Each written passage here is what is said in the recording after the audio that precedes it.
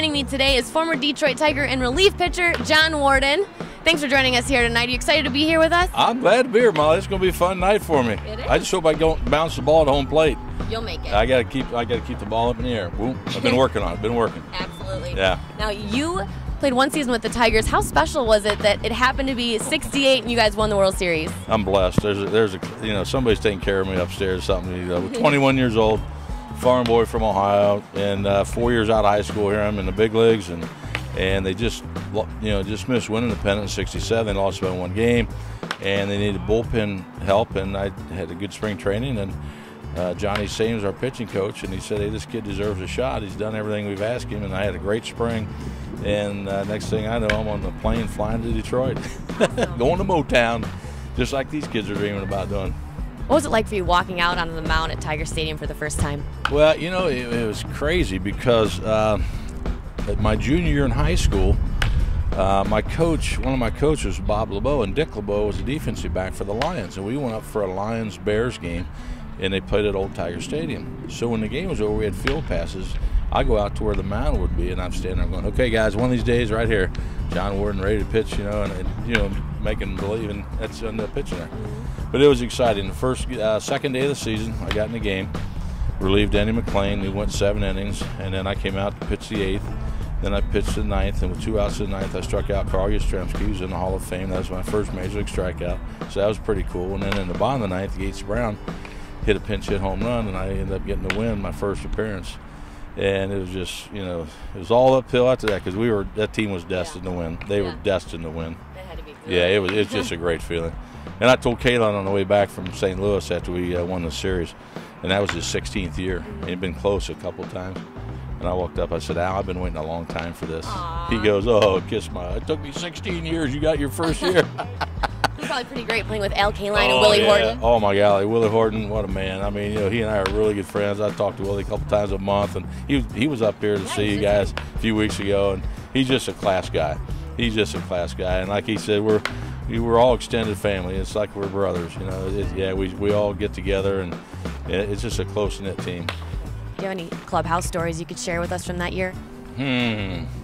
Is the camera still on? It's on. It's on. Well.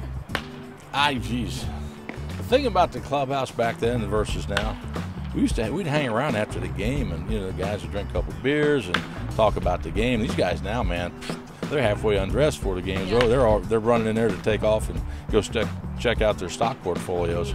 But the money changed things a little bit, and the game's pretty much the same. These kids now playing, they're bigger, stronger, faster. They've got the best nutrition. They got the best workout facilities. They got the best trainers, best doctors. When I hurt my arm with Kansas City, I told the rotator, I didn't have somewhere to go to get an MRI, or there wasn't any arthroscopic surgery, and but in the clubhouse we used to prank people and put the hot creamer G stuff in their hat, inside their hat, and then get down. They'd be going, "Man, look at my head," and then right away they go, "Warden." I'm going, "Oh." I get blamed all the time.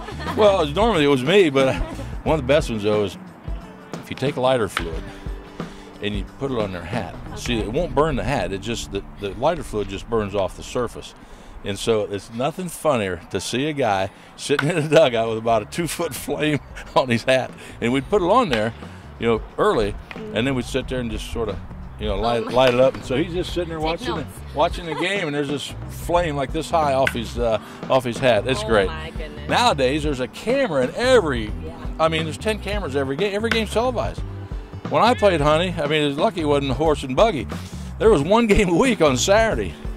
Saturday afternoon with Dizzy Dean and Tony Kubek or Pee Wee Reese or whoever, and that was it. One game, and you could do anything you wanted, because nobody's going to know about it. Like set someone's head on fire. Yeah, exactly. Burn their shoestrings up. Get somebody talking to them, then you light their shoestring. The best way is to put some gum on the side of a burning cigarette, and then just put it right against the shoe. And then all of a sudden you'll see a guy going, he's moving his foot around. Like, well, these shoes are tight. It's sort of burning my foot. And I look down, all of a sudden there's this flame off of their shoe. You guys are bad. Oh, we were bad, yeah. Well, light the newspaper on fire while guys are reading it. Gosh, were you even playing baseball? Well, the baseball was the sidelight. Pranking was the fun part. Yeah.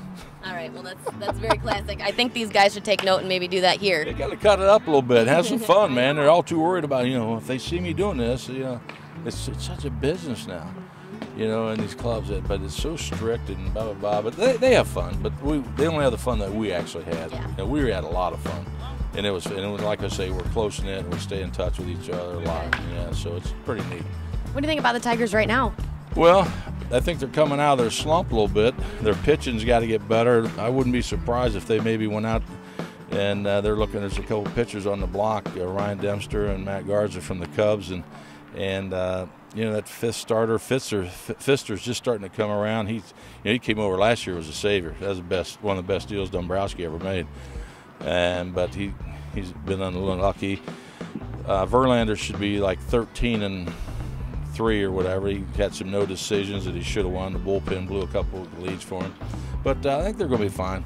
Yeah, they're start hitting the ball. It warms up like it has been. They'll heat up and start killing it. Yeah, well, hopefully they keep on going. Oh, they got to. They're looking good now. I know they are. They're going to be there. They're going to be there. So tell us what you're doing now. You're still involved with baseball. I'm doing nothing. I'm really good at it. Yeah, I do a lot of speaking engagements and travel. I do a fantasy camp for the Tigers 2 weeks down in Lakeland, Florida. If you haven't gone to the fantasy camp, you are missing out. Call Jerry Lewis at 313-471-2550. Tell him Jon Warden sent you. And then I was with the Royals for 3 years, so I do the Kansas City Royals camp with George Brett. Just finished a camp in Kansas City with the All-Star game. I do a camp with MLB. Then Dave Bergman, a Tiger from the '84 team, we do a camp in Las Vegas in September. We have Hall of Fame coaches, so I do a lot of baseball stuff. Coached for 3 years with Darrell Evans from the '84 team, the second greatest team in baseball, Tiger history, other than the '68. And Darrell and I coached together for 3 years, so it was fun doing that with him out in Long Beach, California. So I stay busy. You know, I'm all over the place. Are you teaching any of your guys about the lighter fluid and the pranks and the gum and the shoelaces? Well, yeah, I taught some of the guys how to do that stuff because I got to carry on that tradition. You know, that's a lost art. You want to keep that going. You got to keep it going. You know, so everybody says, "Oh, they used to do this in the old days." Hey, I'm old. I didn't know I'm old. You're not old. You're only old as you feel. Exactly. Come on, let's go. Exactly. Well, thanks so much for joining us Hey, tonight. Molly. It's going to be a good Tiger Friday, everyone. Jon Warden. We'll catch you guys later. Can we get a See go ya. Whitecaps? Go Whitecaps. Big win tonight over Peoria.